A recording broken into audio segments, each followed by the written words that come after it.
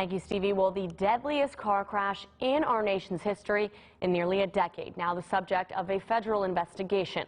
A total of 20 people are now dead after a limousine lost control and careened off an intersection in Schoharie, just west of Albany.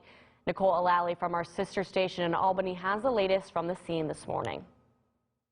20 lives gone and countless others changed by this tragedy. This morning, flowers sit here at the scene. The investigators have left for the overnight hours. They are expected back here later on this morning to continue their work to figure out what caused this crash.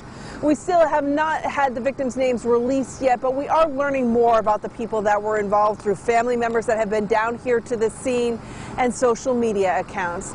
Like this picture here, newlyweds Aaron Vertucci and Shane McGowan. They've been among the victims. They were married earlier this year, one of two newlywed couples. The group, all friends together to celebrate a 30th birthday. The SUV limo that they were in blowing a stop sign at the intersection of Route 30 and 30A, plowing through that intersection into the parking lot of the Apple Barrel Country Store, hitting a parked SUV and then hitting and killing two people in that parking lot before landing in the muddy ditch. Investigators have since been at the scene around the clock, sifting through the wreckage. There are parts of the vehicle and debris scattered around. This while family members, many of the victims, try and pick up the pieces and cope with the immense tragedy, including Barbara Douglas, who lost 4 nieces in the crash. 2 of them leave behind children. One had 2 and the other one, and one of them had 1.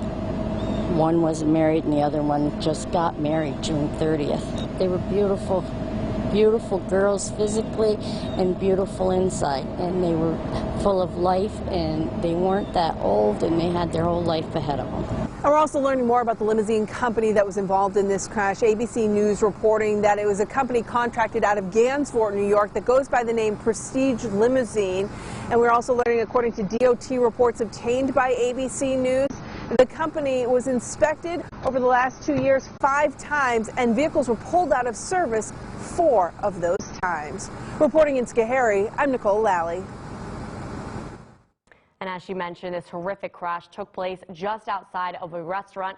Customers there said they heard a loud bang followed by screaming. And Justina Latimer from our sister station in Albany as well spoke to the restaurant owners this weekend, and she brings us more now. Broken car parts still left on scene following a deadly incident on Route 30A. Heading into this ditch here, you can still see tire marks from where the accident happened. Purple and pink flowers placed on scene in memory of the ones who lost their lives during the horrific crash in Schoharie. It's not anything anybody should ever have to experience.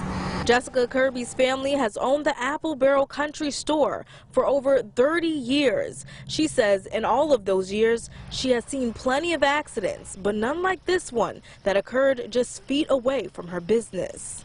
The intersection used to be different before, and there were accidents before, but never anything like what's happened in the last few years, and especially yesterday. While the incident is still under investigation, people we spoke with in the area say the intersection at Route 30 and 30A can be a problem.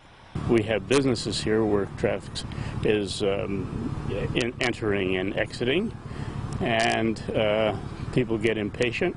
Apple Barrel owners say they can attest to this as well. So 2 tractor trailers have gone down the hill before and actually have come across the parking lot into the field in the back here during store hours when somebody could have been killed. But after so many near misses, this accident leaves many people mourning the loss of several loved ones whose lives may have been taken away too soon. I'm hoping for closure. I'm hoping that, people like us that were affected find peace. We are definitely thinking of all the victims and their families this morning. We'll continue to follow this story for you. It is now